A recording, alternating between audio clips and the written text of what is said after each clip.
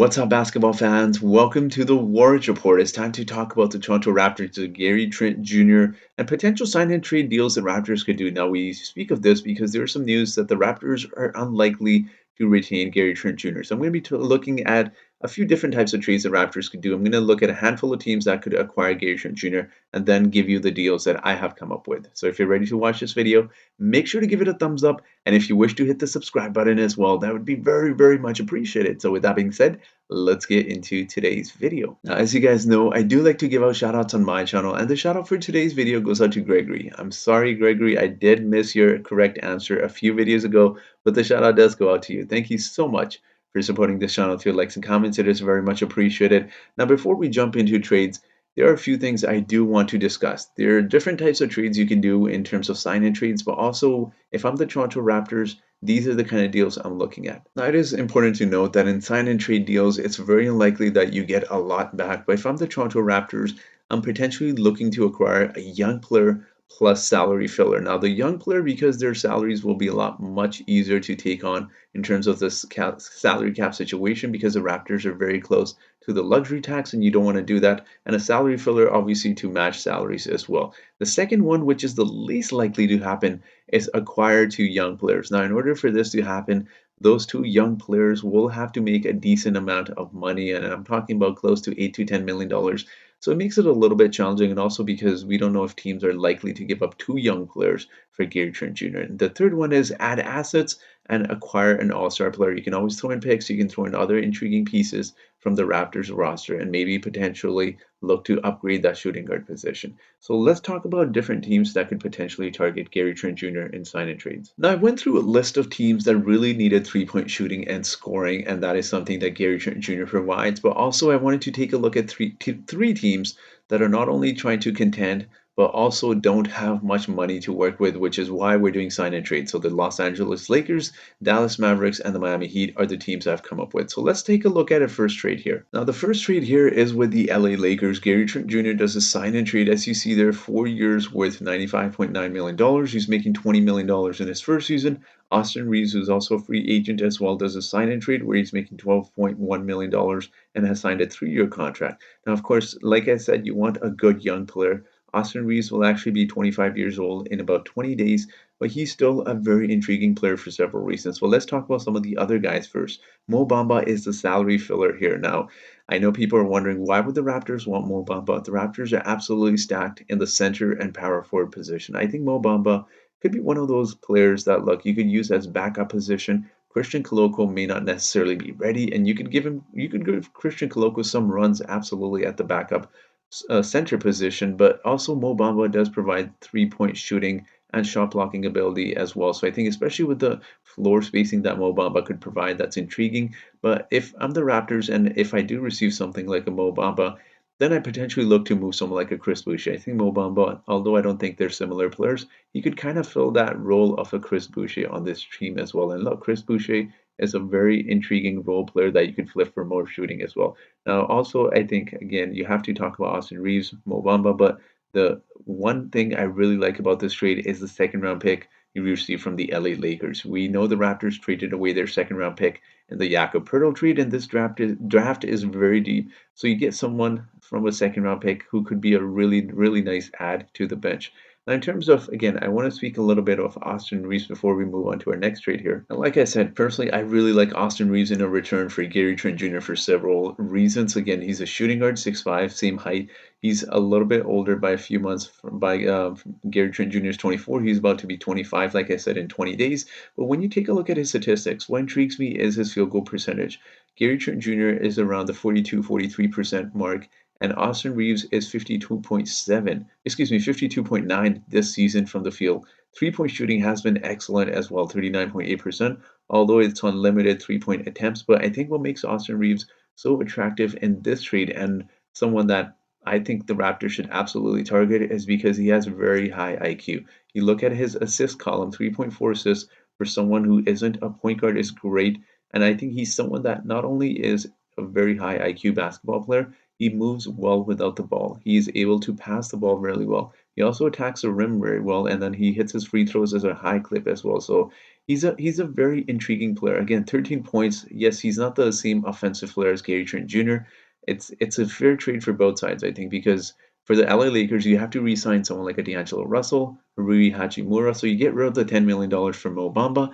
So yes, you are paying Gary Trent Jr. $20+ million, which is a lot when you take into consideration the free agents they have to sign, but also Gary Trent Jr. is an excellent, excellent three-point shooter, and he would be perfect alongside AD and LeBron James. Again, Austin Reeves, I have nothing but amazing, amazing praise for this young man. He's had an amazing season, and I think he would fit in the Raptors system so well. Now let's move on to our second trade here. So our second trade here is between the Raptors and the Miami Heat. They've done this before with the Kyle Lowry sign and trade. Again, different scenario because Kyle Lowry is much older, and that was a move to help Jimmy Butler as well. But this one is not as sexy as the first one, I would say. But let me tell you why this is a pretty decent deal for the Raptors and the Miami Heat as well. Again, Miami Heat, a team that struggles scoring points. Obviously, we know Jimmy Butler can, we know Tyler Hero can, but outside of that, not much else. I know people will question why would they want someone the same position as Tyler Hero. I think you can play both of the guys at the same time. They played Max Strus and Tyler Hero, and look at them, they're both around 6'5" as well. So I think that could work for the Miami Heat. And then you also signed Joe Wieskamp, who's an excellent three-point shooter as well. Now for the Raptors, they received Victor Oladipo, and yes, I'm well aware he has an injury, but let's talk about the other two guys we're receiving in this trade as well.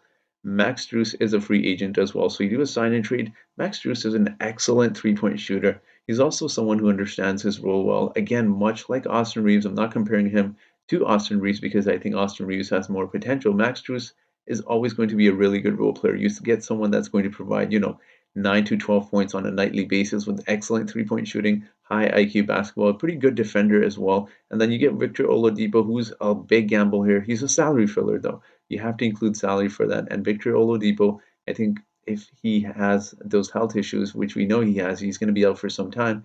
And what better team to put him on a team like the Toronto Raptors, who have excellent medical staff.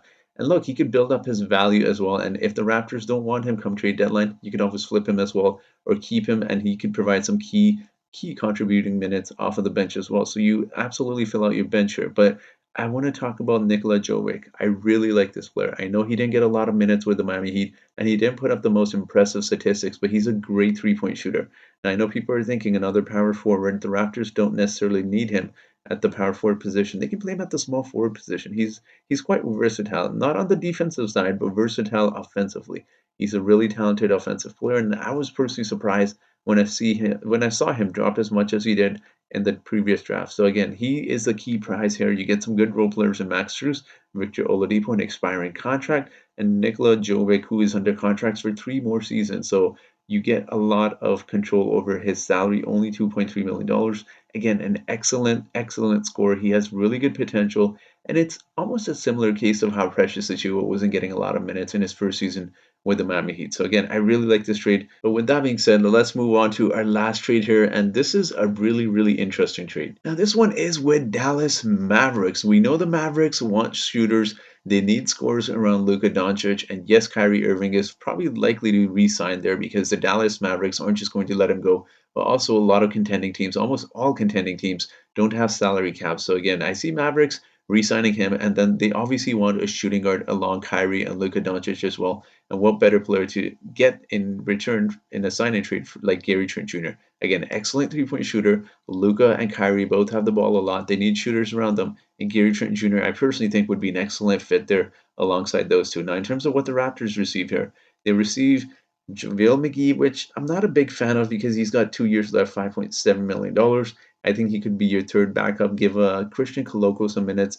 JaVale McGee is a decent rim protector as well. Again, he's quite old, so he's not the same player that he once was. But again, it's one of those situations that maybe you move him for a second round draft pick in the future, or maybe if you want, you can waive him. I don't know if you want to waive that $5.7 million, but you get Reggie Bullock here. Excellent role player. Again, kind of similar to the Miami situation. Excellent role player that shoots 38% from the three-point line. Again, 6'6". I believe he's about 32 years old. You bring a veteran off of the bench, great scorer. I wouldn't say great scorer, excuse me, great shooter, understands his role. He's going to give you, his 7, 8, 9 points, which is fair. He's going to give you some good defense as well. Now, the prize piece here is Jaden Hardy. Now, I know what Raptors fans are thinking. Why not someone like a Josh Green?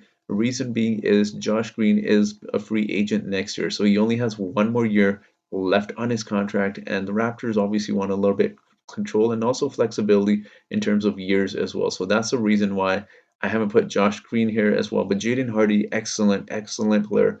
He's a professional scorer. He only in his first season. I'm going to talk about his statistics in just a second here, but you look at him, 6'4", shooting guard, and you take a look here. Only 20 years old, so still very young. And I know a lot of Raptors fans are already complaining because they're going to say, why did we not simply draft this guy? I think the thing with Jaden Hardy is that a lot of teams passed on him because he was undersized, or at least they believed him to be so. And we knew what he was capable of, being a good scorer. But I think the Raptors have other guys in mind. And there's also a video which I saw recently of Raptors assistant from many years ago that stated, and he stated this, he said a lot of players, even in the pre-draft process, their agents do not set a meeting with certain teams because they think they're out of the draft range. So I think that could be the case as to why maybe the Raptors did pass on him. But regardless, if the Raptors do find they can somehow acquire him in a sign and trade with the Dallas Mavericks, look at his statistics. Excellent player in only 14, even rounded up 15 minutes. He's averaging nearly 9 points a game. And in terms of his other categories, yes, he's not rebounding great or assist, but again, those are very limited minutes. His three-point shooting is excellent. Yes, it's unlimited attempts, but excellent three-point shooting. Pretty good free throw shooter as well. Again, you could have Jaden Hardy come off the bench. He could be that microwave that you really need. He's a shot creator as well. And when Kyrie Irving and Luka Doncic were out, he was consistently, along with Josh Green, he was consistently putting up 20 points easily. So he's got a bright future. You also, again, the main thing here is you have control over his flexibility in terms of contract years as well. So he's still under contract for 2 more seasons, which gives you a lot of flexibility. But if you can somehow find a way to acquire him, and Reggie Bullock is no joke either. Again, a really good role player. He can play the backup small forward shooting guard position as well, and he's a veteran. So that could be an excellent trade as well. But I'm very curious to hear what your thoughts are on these sign in trades. Do you think they're realistic? Which trade do you like the best? Let me know your thoughts in the comment section below. And as always, I do have a trivia question for you today. And that trivia question is, which team in this year's playoff averages or average the most points per game? Is it A, Kings? Is it B, Celtics? Is it C, Suns? Or is it D, the Warriors? So whoever answers this trivia question correctly first in the comment section gets a shout out in my next video. So that will be it for today's video. Thank you so much for watching this video. If you're still watching, make sure to hit the subscribe button. It'd be very much appreciated. And I hope you guys have yourselves a great day.